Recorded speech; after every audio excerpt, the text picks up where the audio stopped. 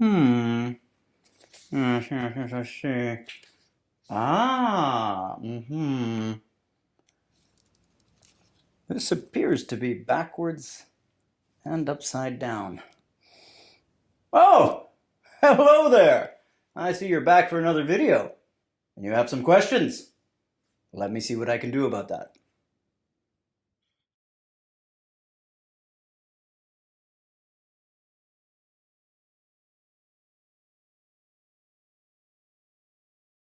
But the first thing I would say is, why not?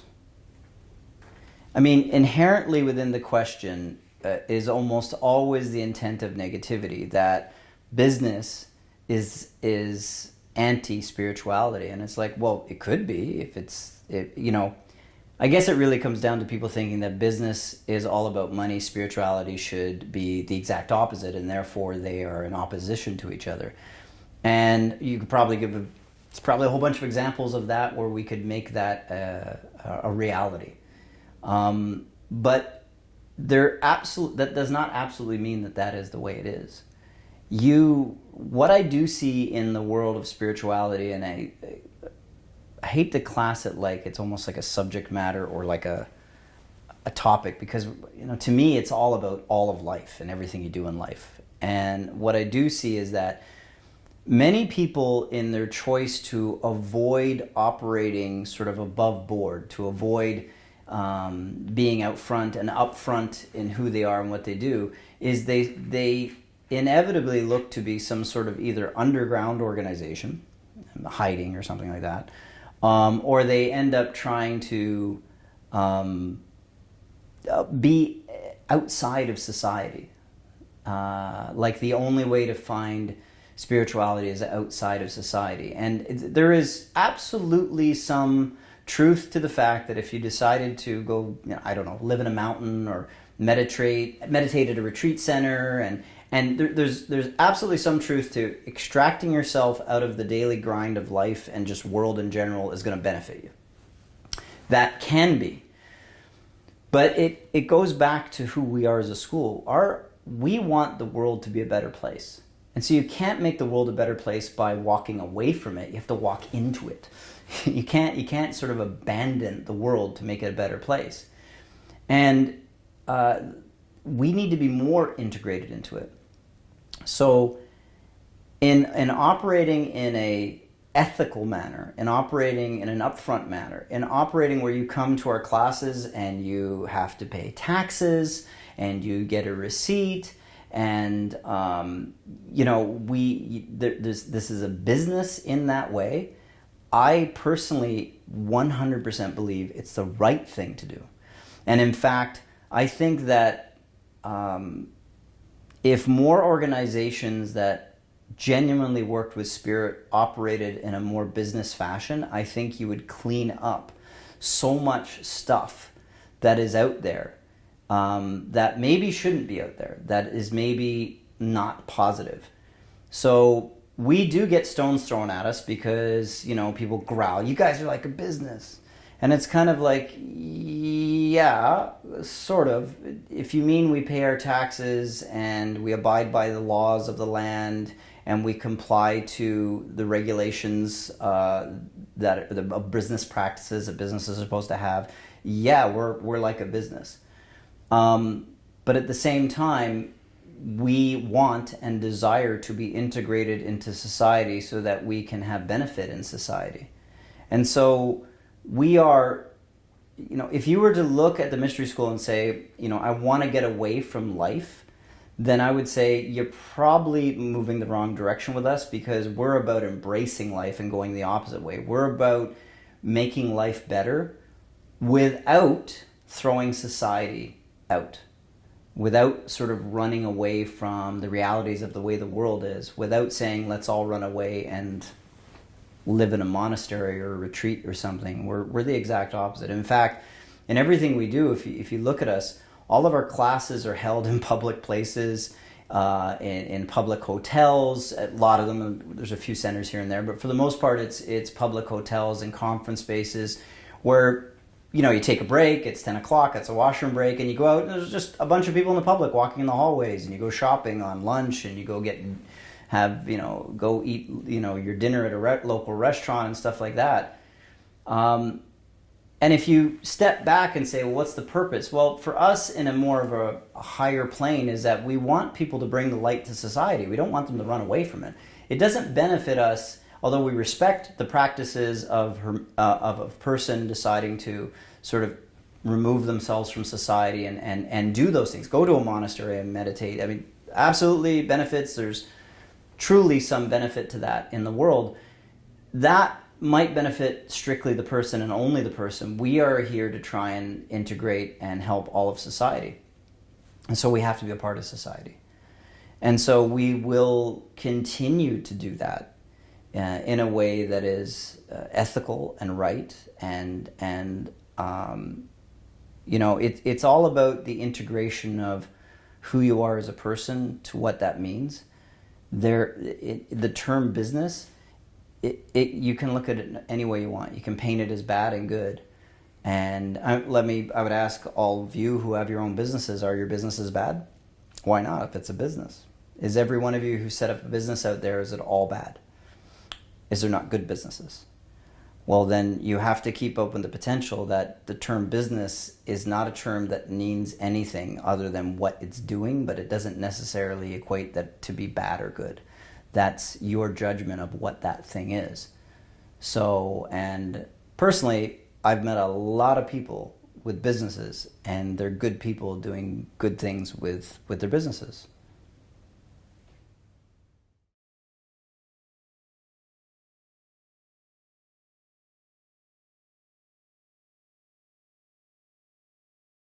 We believe that society is done a pretty good job in terms of understanding physicality.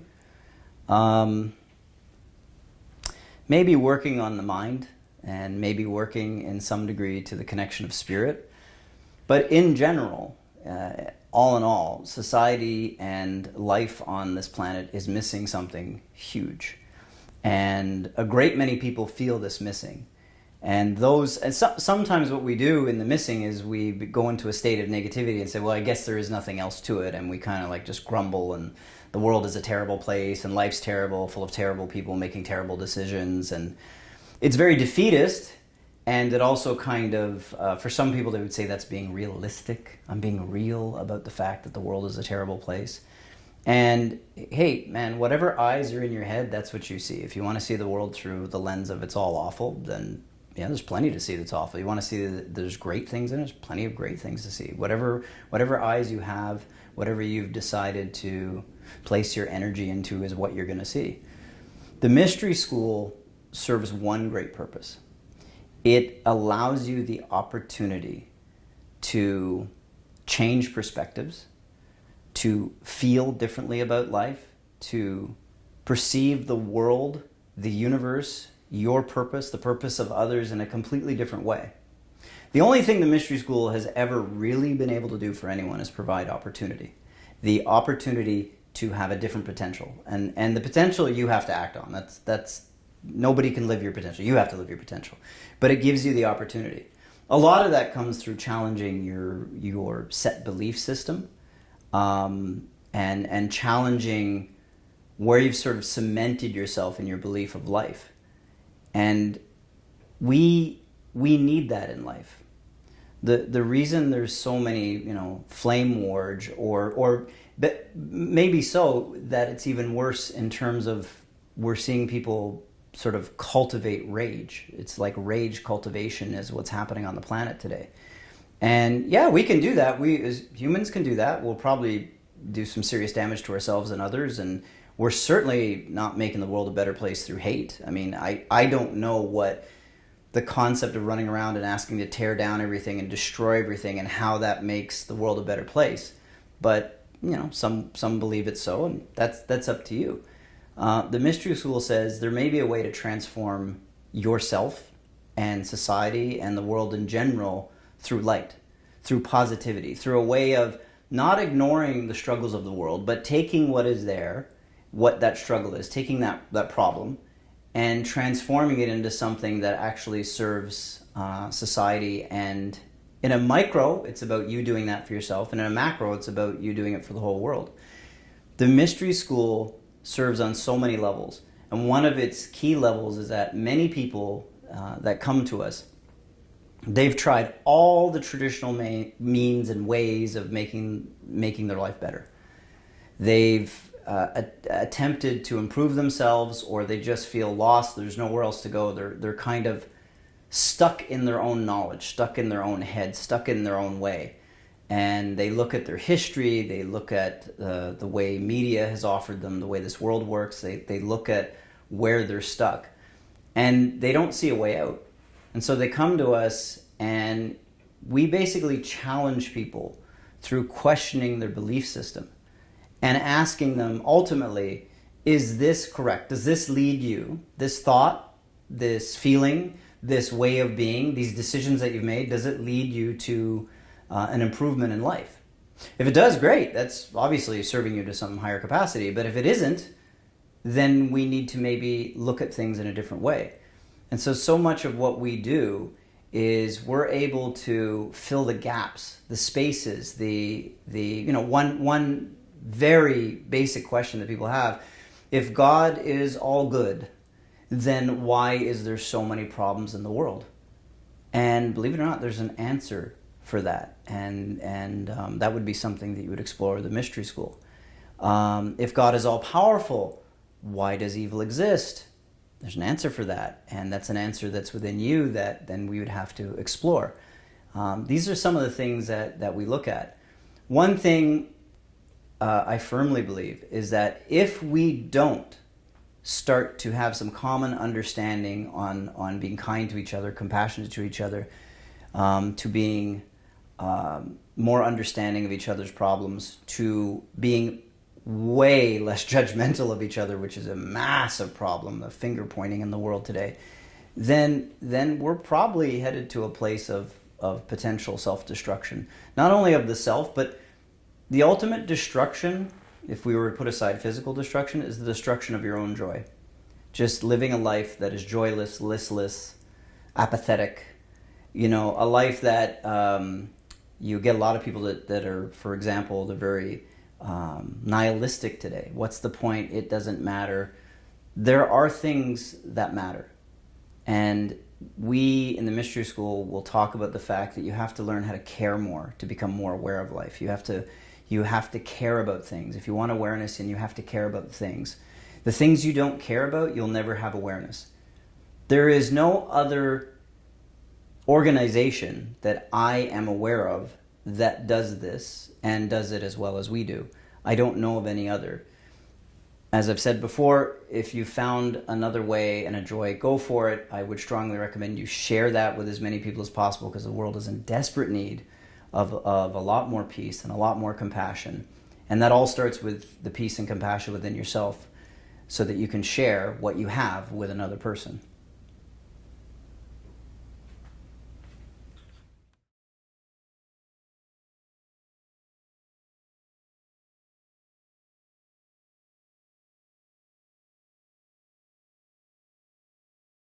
Before I give a response to it, I want you to understand.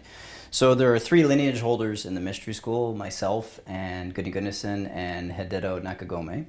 And our job primarily as lineage holders is to ensure that the lineage is kept as clear as possible. In other words, that we don't mix in false teachings, or that the teachings of the lineage are kept clean and hermetic, and there's no personalities put into the teachings. There's no redirection to fit into a modern society and whatever it thinks, and so on and so forth. That being said, we are 3 individuals with certain individual thoughts and understanding. So I'll answer this question purely from my perspective, leaving open that others may have different perspectives. And that is that modern medicine, in general, has benefited society huge. And for those of you who are from a lot of other New Age teachings and New Age spirituality, this might ruffle your feathers and you get really angry, and I would say that's good, great, challenge your belief system. Always ask the question, what if I'm right? And then I always ask the follow-up, what if I'm wrong? And I think that's a great way to live life. What if I'm right? What if I'm wrong? Modern medicine irrefutably has allowed us to live longer lives. If you go back in history and look, people didn't have chemicals to work with. They didn't have polluted air. They didn't have polluted water. They lived an extremely natural life, and they died really, really young, like in their 30s, their 40s, and an old person would be in their 50s. Pure nature left to itself is not always the best solution. In fact, to be quite honest, it usually is the wrong solution. So in Hermetic teachings, it is by the hand of God that the greatest aspects of nature may be raised. So in other words, it's by our hands taking the building blocks of something and using our divine essence to improve that status that allows us to benefit the improved status. For example, electricity exists in the natural world, thunderstorms, lightning, cosmically there's electricity. But it took our taking the state of nature and mastering it, which allows us to be able to turn on a light and go click, the light comes on. So we have to understand that the purely natural state is not always, and I know for a lot of people in the spiritual world, this is just absolute button pushing. So here's the button. It's good, isn't it? I'm liking it. I'm pushing your buttons. Good. There's a lot of people in the spiritual world that just don't seem to understand that pure nature, left to itself, without the hand of God, does not make the world necessarily an improved and better place. Please don't misunderstand that there isn't nature, beauty in nature left without people touching it. But we could also challenge that and say, yes, but what about the garden where you have the gardener and she or he takes care of that garden and tends it and makes sure it has the right amount of food, the right amount of light, the right amount of water, and those roses become just absolutely beautiful, or those plants or those trees grow to be awesome, and it's you tending to them because you understand how nature works, and you provide it things that wouldn't be there necessarily naturally, or you give it more abundance than it would normally have, and it grows stronger and bigger. And medicine is in this way. It is a tool that can benefit us with an understanding. And this is where people get really stuck. That term medicine is covering an awful lot of stuff. It's a lot of medicines in the world, like a lot. What do you mean by medicine? You're talking everything from your basic headache medication or something even lesser so to something you take for an upset stomach, all the way through to something you might take to treat a life-threatening disease. There is good and bad in everything. In this world, there is nothing that you can't look at and see a shadow or see the light.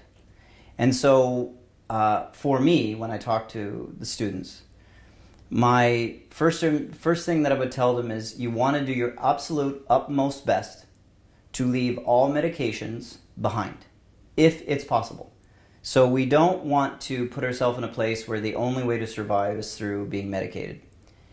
But if there's no alternative, then you take the best option, and that might mean being on medication. But the medications that we're on, what's so common in society, we don't want to go towards them simply because they're available. Kind of take the easy route. I'm not, for example, going to lose weight or do any exercise or eat better or improve my lifestyle so that I don't have to be on this, whatever it might be, high blood pressure medication.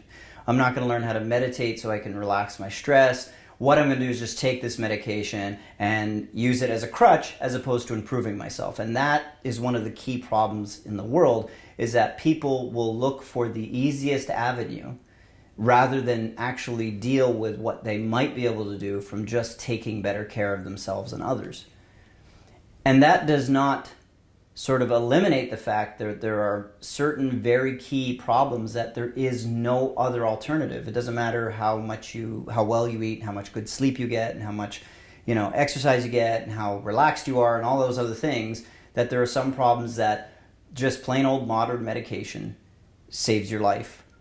And then it's not always about saving life, right? Sometimes it's just about alleviating extreme suffering, which can make life a very uncomfortable experience, where how can one have joy if you're in constant pain?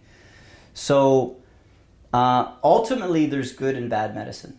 And what we really need to do as a world, as people, is sort of maybe back up a little bit towards our brothers and sisters, give them a little more breathing room when it comes to making some independent choices.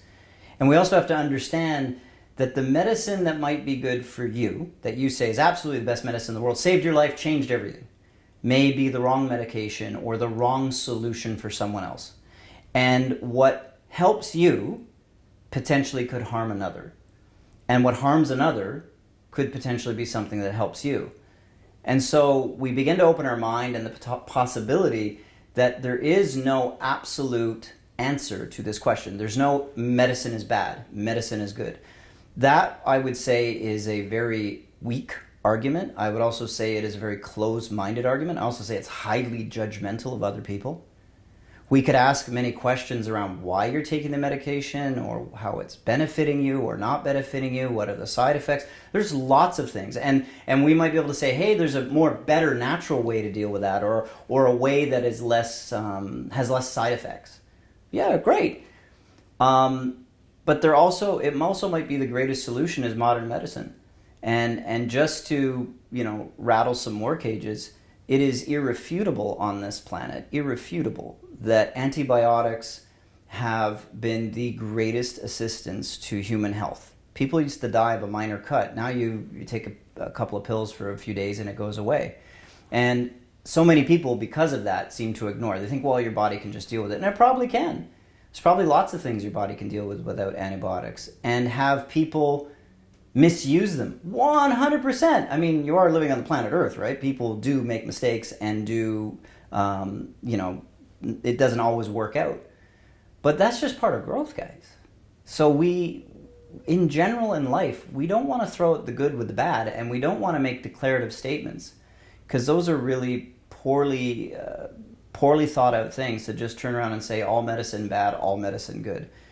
There's so many areas in there of positive and negative that you, as a student of the mystery school, I would say to you, you need to open your mind a little bit.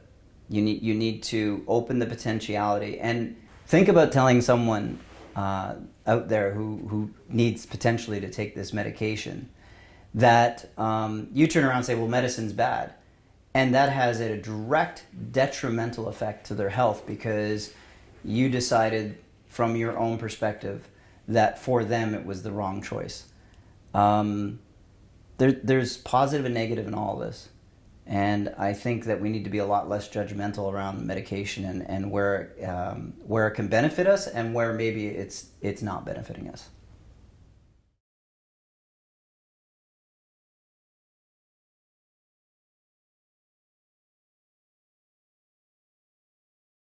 Yeah, you could definitely look at the world today and say that seems like it's inaccurate that humans are inherently good. But we firmly believe that all humans are inherently good. Even the humans that don't like who we are, even the humans that pick up stones and throw them at us. We believe that humans generally act out of a sense of what they believe good is. And that they're always trying in some way, shape, or form to perform actions that are in alignment with being good. Now, we also believe that around, 2%, 3% of humans do, with clear intent, attempt to do things that are not good, aware that they're not good, and still act upon it anyways. And yeah, there is that very small group on the planet. And, it only takes, if you're talking about 1, 2, 3, you're talking about 1, 2, 3 people out of 100. So if you have 1, 2, or 3 people that are acting out of negative intent with awareness of that negative intent to produce negativity, to do something that is obviously not good, then you'll be very aware in a group of people that these small group of people are the ones that are doing that. But what happens is we often focus on those 1, 2, or 3 people. So you'd focus in a room of 100 people, you'd focus on those 3 people or those 2 people that are acting with negative intent. And yet what happens is you ignore the other 98% that are just in doing their best to be quote unquote good people. We'd also have to look at the ultimate question of what is good. And see, so many statements are made in the world today that almost as if, well, we all understand what good is. And we all understand what we mean by this question. And we all understand what that answer is. And in terms of the traditions of Hermetics and the Mystery School, if someone were to say to you, are all people good, like this question, one of the questions you'd need to ask back is, please define what you mean by good. And that is where the crux of the problem is in the world. People think they're all talking about the same thing when you say good, but I actually have no clue what you mean until you break it down for me. So if you were sitting in a class with me or maybe some of the other teachers in the school and you said, well, is that good? I'd say, well, what do you mean by good? What do you mean by good? Does good mean conformity? Well, admittedly, conformity sometimes is the right way to go, but sometimes the right way to go is to not conform. Does good mean to be compliant? Sometimes that's the right thing to do. Sometimes not being compliant is the right thing to do. Does good mean that you hold your tongue? Sometimes that's the right thing to do. Sometimes it's the wrong thing to do, and you have to speak up. So this concept of good, people like to think it's like a rock, like the rock of Gibraltar. It is there. It is clear. Everyone knows what good is. And I would challenge you to say that that is a false assumption completely. People don't know what good is. You might know what good is for you. And if you were in a class, we could take that around the block, and I think you would find there's some gaps in your understanding of yourself around that. But then we try and take this malleable, sort of nebulous, undefined term as good, and we try to apply it to other people. That person is good, this person is not good. When I would say that, honestly, most people in the world don't even understand what they're saying when they say that someone is good or not good. What do you mean by that? And so often the term good is applied to they're in alignment with what I think, and therefore they're not good if they're not in alignment. And that would mean, if we take it from the perspective of so much of the world today and social media and activist groups and politicians and what is good and what is not good, what they generally mean when you look at it as a generality is that you are in alignment with their thoughts. And you're not good, aka bad, when you're not in alignment with their thoughts. And so you sit there and say, okay, if I were to take that thought and that belief system to its ultimate goal, then I should never be challenged, should never be questioned, and I should never get exposed to a new idea. I should never address the fact that I might be wrong in what I think is good. And that means you'll never grow. I once had a person say to me a long time ago, do you consider yourself a grown-up? And I'm like, of course I'm a grown-up. What do you mean, And they said, oh, that's a shame, because really I'd much rather that you were a growing up. And that is where the problem is in the world. If you stop growing, if you stop challenging yourself, if you stop putting yourself to a place where you say, am I right, am I wrong, is this correct, is this incorrect, then you are cementing yourself and you're frozen and you're not going to go anywhere. And so we have to first develop our own personal understanding of what is good, and then we have to develop, is that understanding actually benefiting myself? In other words, is it actually what you might say is true good?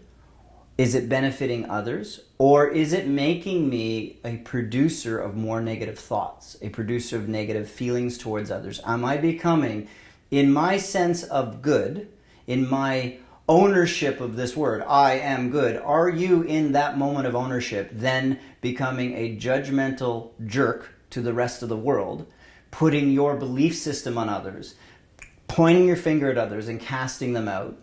And then I would say, well, that fruit of that belief is inherently not good. So how can you tell me, how could good ever generate fruits of negativity? And the reality is that good doesn't do that. Now, is there a way to work with that? Of course, that's a huge chunk of what the mystery school is and what higher teachings is that, and we can't just do this in a video like this and sort of unpack the whole box. It's too much. But this is one of the things that we'd say that people want to be good. In general. Now, there's always exceptions, but people want to be good. But the question is, what is good? You really have to address that.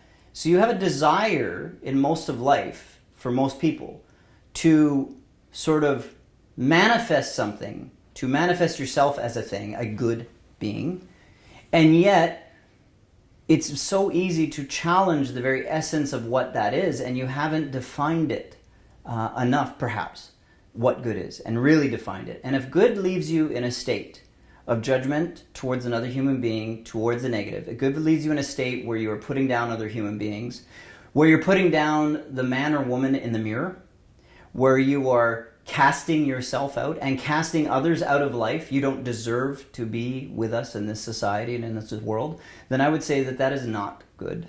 That is something else. And that would be something that in the mystery school we would definitely go into a much deeper exploration. But in general, people are good in their efforts to be good.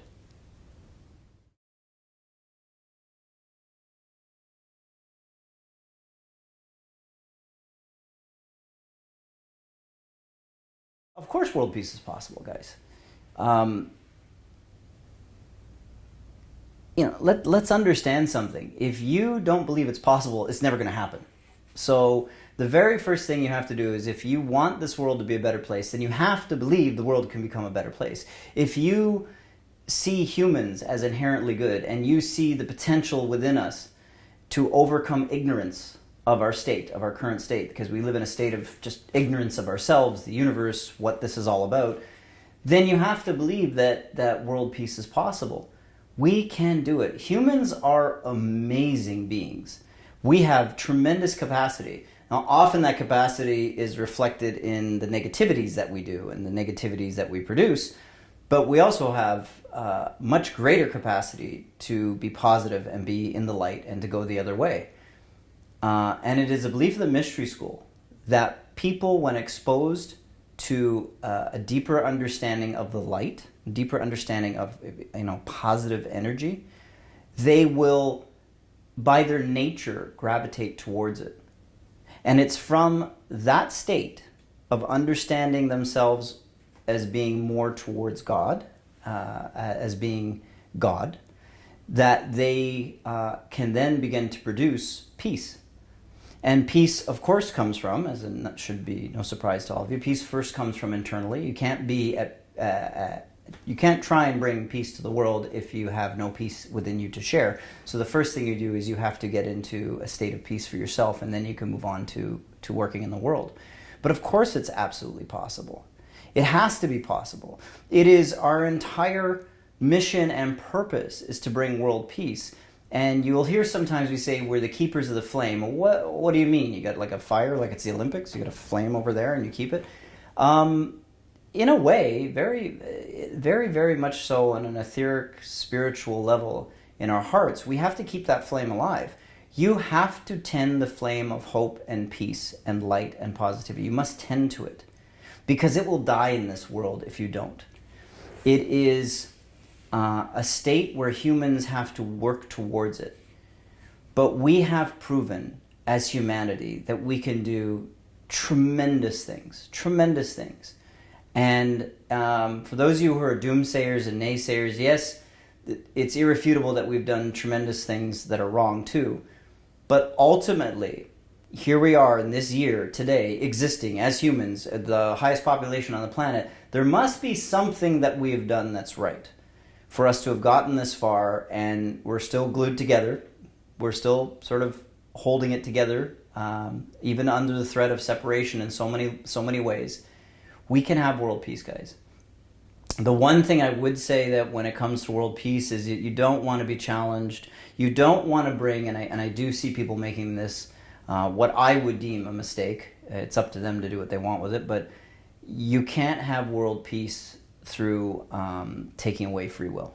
It's just not how we operate. It's not what we're about. It's not what Hermetic teachings are. Hermetic teachings are you have the right to choose the light or the dark at all moments in your life. And it is only through your love of the light and through your understanding and alleviation of ignorance that you will begin to choose the light as your default. You're like, no, I prefer the light instead of being, creating negativity, judgment, and all those other things. I prefer the light. And it's through that preference that world peace begins to form. Now, we're an organization that's in a whole bunch of countries all over the world. We have people from all walks of life that have come in and become students, and some have taken a lot, some have taken a little, and they've come and they've gone. But the thing is, there's one shared piece in everything we do. Wherever you go, whatever you do, believe in an understanding that we can get world peace. And I would absolutely challenge anyone that thinks that world peace is going to come through any other mechanism, any other way other than this one thing. Humanity has to embrace, you have to embrace an understanding that you can hold the light, that you are one with the light. I would say to you, if you're a Ritual Master student, act every day as you want God to act. Be as you would want God to be, and we will have world peace. And so that has to start within. And it's not going to come through, really cool music or a really great social media place, or someone does a video and all of a sudden, we know world peace, or someone stands up and does a world speech. All of those things may be expressions or aspects of our feelings towards world peace, but they will not create world peace. I mean, there's been so many people, artists and creators of many things in this world, scientists, who have purported to move humanity forward through their mechanism. And they may have benefited humanity in terms of benefiting that your life is easier, we have a new way of doing that, we have really cool cell phones, we have all this cool technology. And so, yes, all of those things are wonderful, but let's backtrack. If the human being inside is not holding the light, if they have a misunderstanding of wrong, right, up, down, left, right, all of the things that we misunderstand, and from that misunderstanding, from that ignorance, we begin to generate a state of negativity towards other, judgment, pointing fingers, that guy, hate this, using those kind of terms and just sort of throwing stuff out there, then it will not matter what advancement you give humanity. Because if you have just simply skipped the human condition, the heart of the human being, the thought of the human being, and leapt instantly to a tool or to a system, that system's going to fail, guys. Human beings have to first start, if we want world peace, internally with the self. You get to that state of, it doesn't have to be perfect, but a state of improving thyself in a way towards peace inside, the quiet mind, the quiet pond. Let go, detach. And when you find that state, when you begin to achieve that state over a period of time, you share that with others and say, hey, it's up to you. This is the thing that I think really works. Because we always have to share what is good for us, what is benefiting us in improving our lives. We should share that, no matter what it is. It doesn't matter what it is. Way of eating, a way of thinking, a way of walking, a way of talking, whatever that might be. You want to share the things that are benefiting you. And if it's truly benefiting you, then there should be, and it's of the light, there should be a clear aspect that it's benefiting others around you, inevitably. If what you're doing is of the light, then there will be fruits that others around you will be able to participate in. It comes from the same tree, so it's not like you don't grow enough fruit only for yourself. You have that abundance and it overflows, and then there's a whole bunch of other people around you going, hey, this guy's got some pretty good fruits. And the first thing you say to a person is, if you're interested, let me show you how to plant that tree too, so you have your own, because I want you to do that, and I want you to share it with people around you, and I want trees everywhere, growing everywhere, that you're sharing good things. So can we have world peace? You bet your bottom dollar we can have world peace. And we have to start with the one thing. You have to believe and hold hope that world peace is possible, or you'll never get it. So yes, of course, we can have world peace.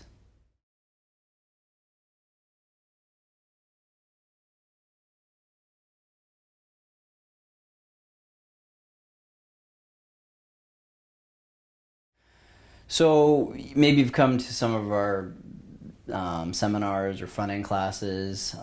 Power Thyself, we talk about this a little bit, we touch on it. And it comes up, it's kind of woven into different classes here and there. But there is a difference between feelings and emotions in the world. And a great deal of the problems in the world today is because people are operating from a state of emotions. And emotions are based on reactivity. So, and that reactivity it's just you responding to a stimulus. And that reactivity, it can happen in, we're talking fractions of seconds, fractions of fractions. It doesn't mean that you sat and contemplated everything and then decided to react to it. Although, I'm sure there are many times you have. You've seen something on TV, or you heard something someone said, or you received a text message, and you thought about it for a while, and then you reacted to it. It made you angry, it made you sad, it made you happy, it made you depressed, it left you apathetic, all of these different reactions. All of those reactions are emotional. And they generally come from you setting up a bunch of rules and parameters inside of yourself about what is correct and incorrect about life. Or what and correct usually mean good, being beneficial, and incorrect generally meaning not benefiting, or not the way it should be. It's bad because it's not the way it should be. And so when you receive that stimulus, whatever it might be, you kind of sit there and you process it through your emotions, and you respond.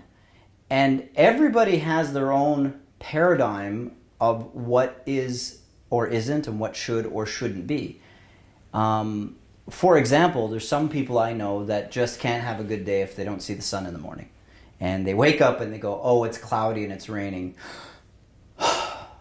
Now the day is negative. So my first filter is going to be me having an emotional state starting off in a state of negativity. But I got a good text message today from someone I was looking forward to, and they said some nice things. Okay, so now I'm beginning to have this emotional state where things are better, and I'm gonna go make myself that sandwich, but I forgot to buy bread, so I let myself down.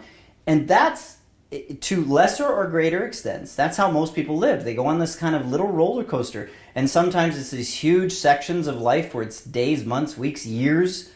But we also do these little peaks and valleys throughout the day in terms of our stimulus of everything that's happening around us.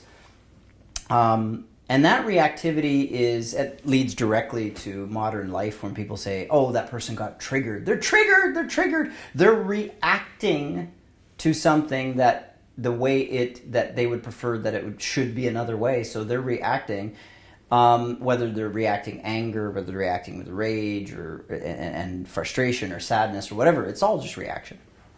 For us, we look at feelings as a state of being that is non-reactive. It's a state that we have influence over from getting in touch with the rest of life in general.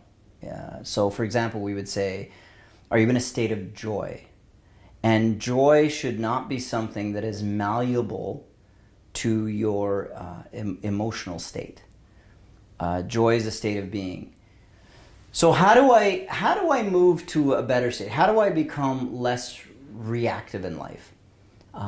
There's a question that comes from that too, because generally speaking, when you're reactive in life, you are also depleting yourself of a tremendous amount of mental energy, physical energy, spiritual energy. You deplete the state of strength, and you actually direct that energy into the emotional state. And that emotional state, you just drain yourself, and you see people get depressed and apathetic. They try. Some people will replace that energetic, that potential for positive energy, running their life, that positive state, and they'll try and fuel it with anger. And so they walk around angry, shaking their fist at the world, and just rah, and then that's where my energy is. And you're expounding all this negative energy. Of course, you cannot share what you do not have, so you're sharing anger, and you're sharing apathy, and you're sharing depression, and you're sharing struggle with everyone. Right? You're just spreading it around. And if that somehow makes the world better, go for it, I guess. I don't see how. I mean, it just doesn't seem like it's going to make things better for you. How do you combat that? How do you deal with that?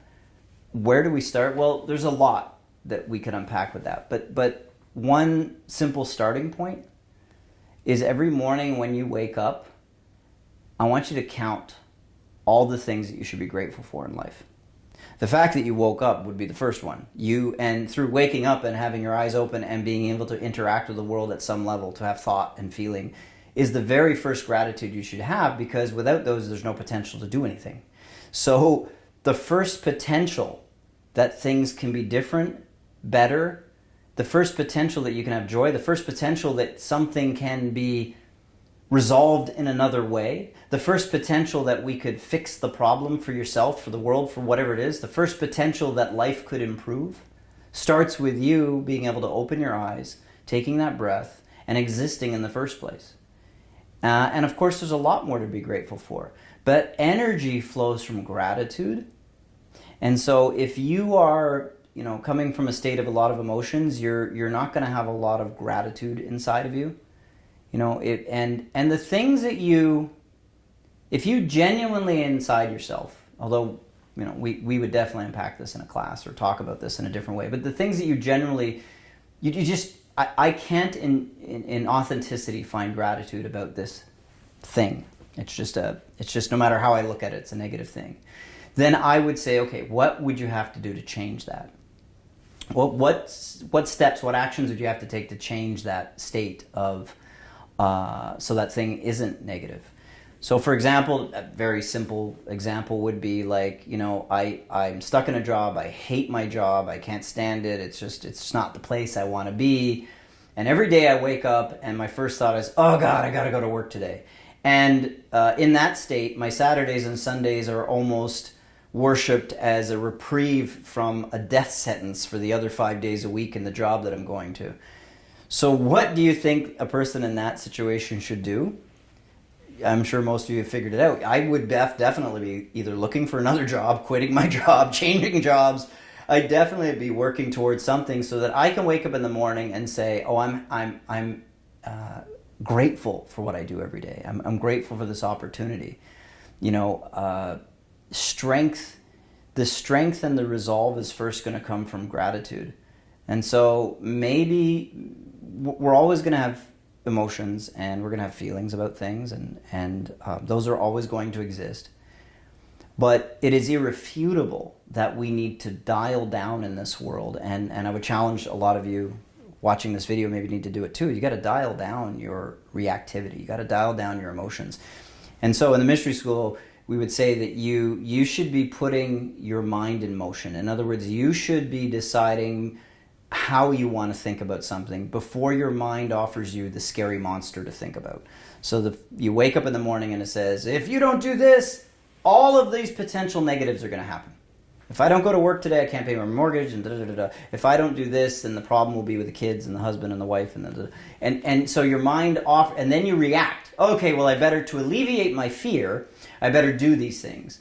And the reality is, all you're doing is anchoring that fear more and more inside of you. And what you need to do, and there's ways to do that, is you need to start saying, okay, what do I want to really put my energy into, that instead of trying to run away from fear, I'm actually running towards joy. So I'm not running away from the lion, I'm actually running towards the joy that I want in life. It is 100% possible. Literally thousands of people have done it. And it's just a matter of knowing how to do it and getting there. And for those of you who live in that state of joy, great, awesome. As I've said so many times before, share it with others. Tell them how you got there, tell them how you did it, and help them to know how that works for them too.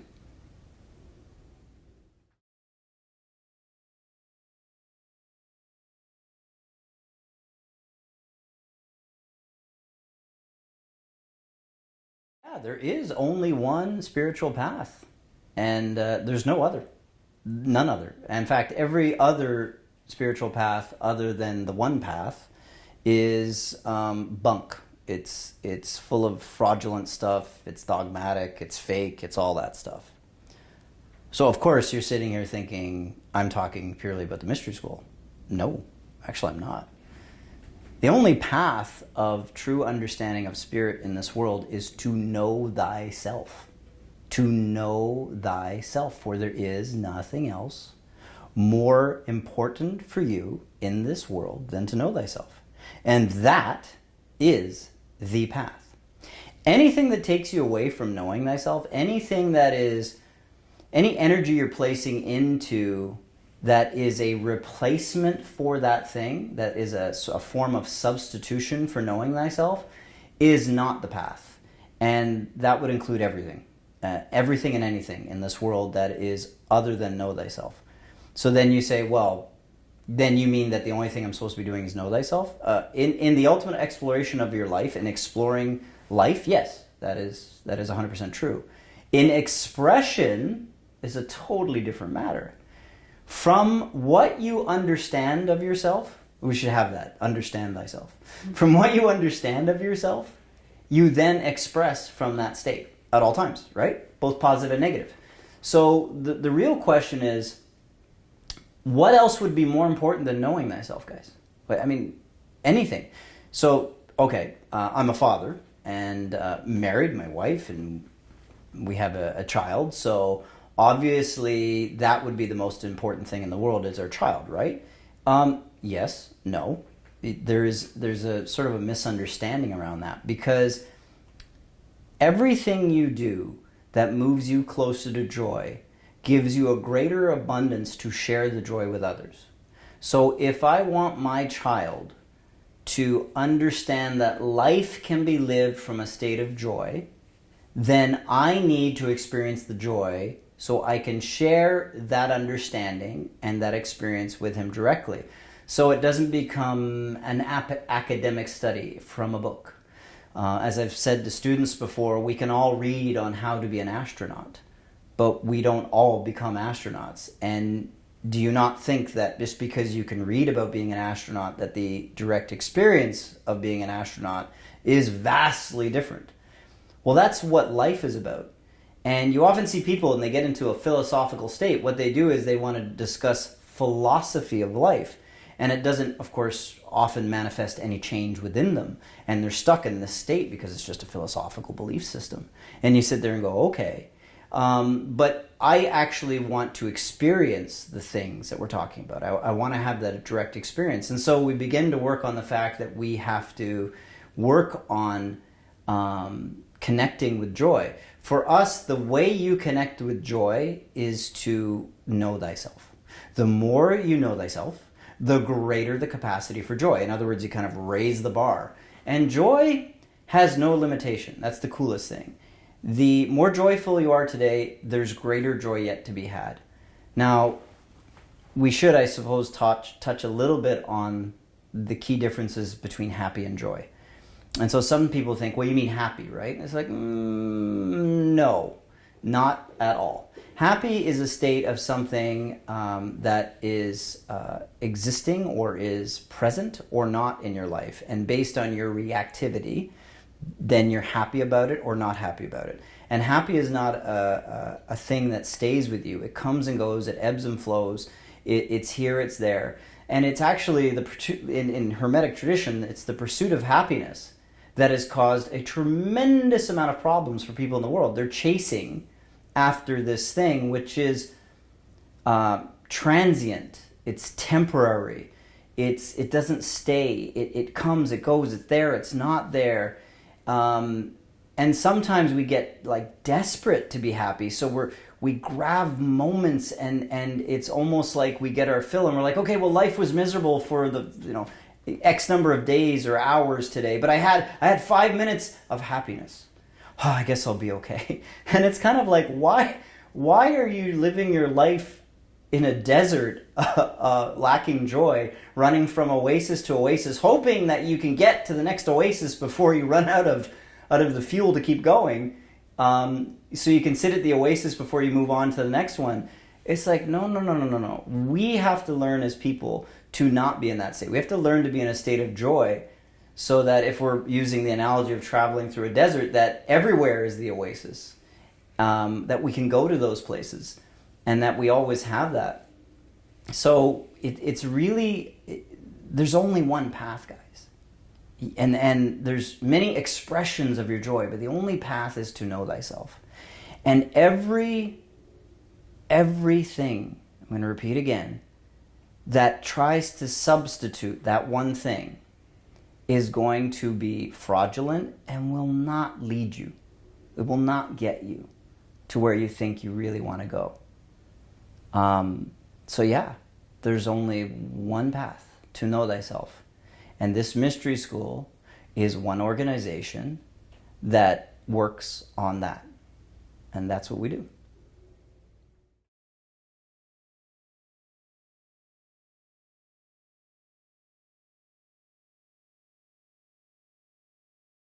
Good and evil.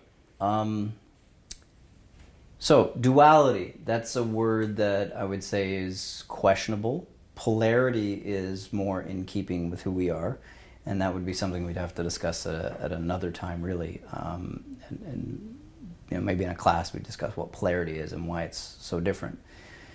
But if the question is, does good and evil exist? Well, of course it does. I mean, if you live in this world in any capacity, then you are aware that there are acts of good and acts of evil. There are acts of positivity and acts of negativity.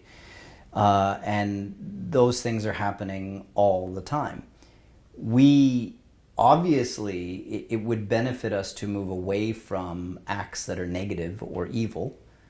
And yet then we'd have to ask ourselves, well, if the average person out there understands that. So if you went around the world, and there's 7.7 billion people in the world, and you said to them, how many of you think that the world should be good as opposed to evil? Yeah, I'm sure 7.7 billion or so would say, yeah, I think the world should be good. But then the question is, why isn't that happening? Where is that not expanding? I'll leave you with this. Our definition of evil is anything that stops the progression of humans. So that means that if you aren't growing because there is something that is preventing that growth, in other words, it is holding you back from self-exploration, from expansion, then that pretty much is how you define evil. Anything that blocks the progression of humans is evil. So then we'd have to, of course, look in the mirror and say, am I doing evil to myself? And if I am, where am I? Because in the traditions of the mystery school, the greatest enemy you will ever encounter and deal with in your life is you. You have the capacity to be your greatest benefactor. You have the capacity to do the most harm, is through the self to the self. So we would have to look and say, like, where am I stopping myself? And almost inevitably, it's going to be because you're stopping yourself because you're afraid of something. You're afraid of taking an action that would change that. So yes, there is absolutely good and evil. The evil we talk about, for the most part, is you blocking your own progression, or society and the world potentially in different ways blocking the progression of humanity. And we always have to be careful to balance ourselves against that understanding. And one of the biggest dangers for us is that we often qualify comfort as good and discomfort as evil. So if I'm comfortable, it's good. And if I'm uncomfortable, it's evil, it's bad. And in our traditions, there's many times, and I think if you reflect on your own life, you would see how this is absolutely true, that it's the discomfort that led you to the growth, that led you to be wiser, more understanding, have a higher perspective, so on and so forth. And so being in a place that is not comfortable, being challenged, being pushed, does not inherently make something evil. In fact, many times it's what's good. But often struggling towards comfort can often be the thing that inhibits us from growing and actually finding the good within ourselves and others.